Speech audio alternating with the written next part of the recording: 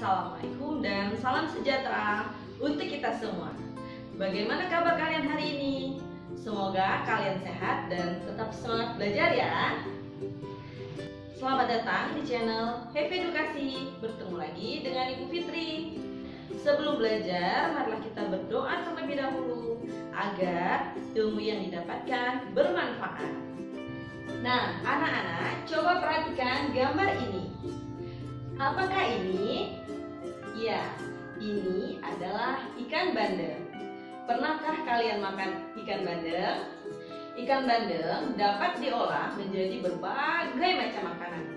Salah satunya adalah bandeng presto. Ikan bandeng diolah dengan menggunakan teknologi pangan menjadi bandeng presto.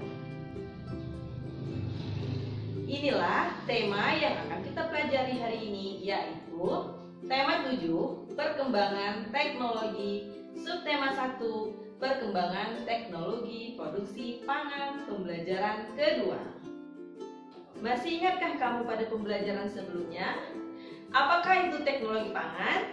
Iya, teknologi pangan adalah penggunaan ilmu pengetahuan untuk mengolah makanan. Teknologi pangan dapat menghasilkan makanan baru. Contohnya ikan bandeng ini. Ikan bandeng yang diolah dengan menggunakan teknologi pangan menjadi bandeng presto. Bagaimana cara mengolahnya?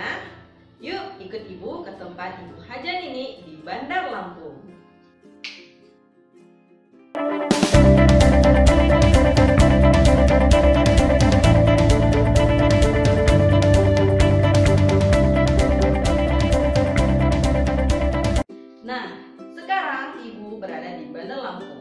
Ibu akan mengunjungi tempat pengolahan ikan bandeng di rumah Ibu Nini.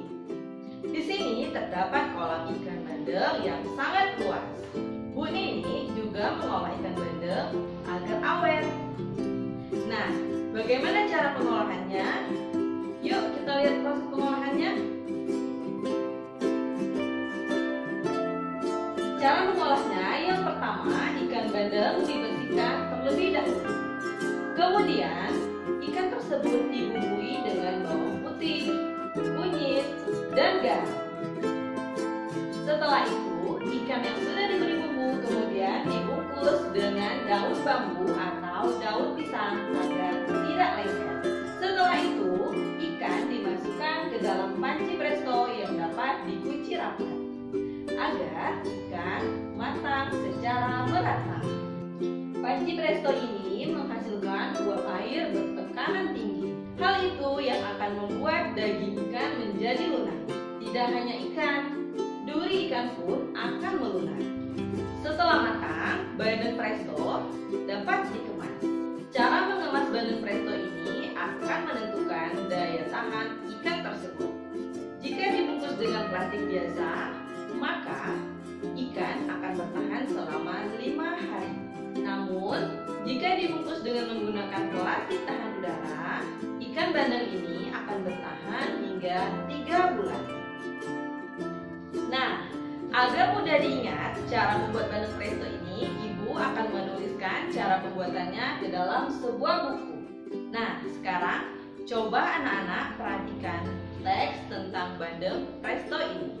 Pada tampilan teks bandeng presto di buku ini, tulisan pada teks bandeng presto ini, setiap kalimatnya Ibu beri bermacam-macam warna. Ada warna hijau, merah, dan biru. Berapa warna semuanya? Iya, semuanya ada 3 warna. Nah, tahukah kamu bahwa kumpulan kalimat yang diberi warna berbeda itu disebut paragraf? Apa itu paragraf?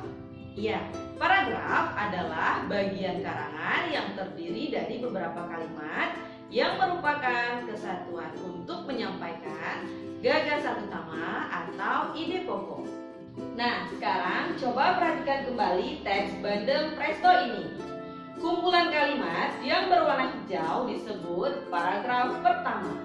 Sedangkan kumpulan kalimat yang berwarna merah disebut paragraf kedua. Dan yang terakhir, kumpulan kalimat yang berwarna biru disebut paragraf ketiga. Nah, setelah kita membaca teks bacaan bandeng presto ini, menceritakan tentang apakah teks tersebut? Iya, benar.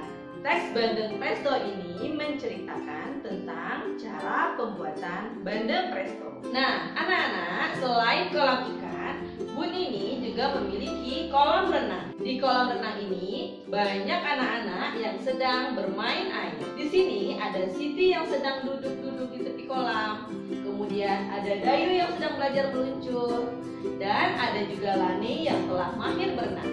Saat berenang, kita harus perhatikan keselamatan diri dan orang lain. Gunakan alat bantu seperti pelampung. Pelampung untuk menjaga keselamatan diri saat belajar mengambang di dalam air. Pelampung adalah alat bantu untuk menjaga tubuh mengambang saat berenang. Mengambang merupakan gerak dasar dalam kegiatan berenang. Gerakan mengambang adalah gerak pertama yang harus dikuasai. Nah, coba anak-anak perhatikan gambar ini. Ini adalah pelampung yang digunakan di bagian lengan. Dan yang ini adalah pelampung yang berbentuk seperti rompi. Nah, yang berbentuk seperti rompi ini disebut rompi renang. Dan yang ini adalah papan luncuran. Sedangkan yang ini adalah ban renang.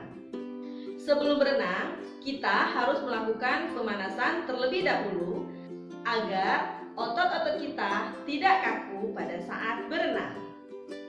Selanjutnya, kita akan belajar gerakan mengambang di dalam air. Nah, tumpuan berada pada tangan.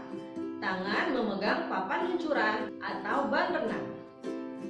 Kemudian, kaki bergerak sambil mengayuh, kemudian lakukanlah berulang-ulang.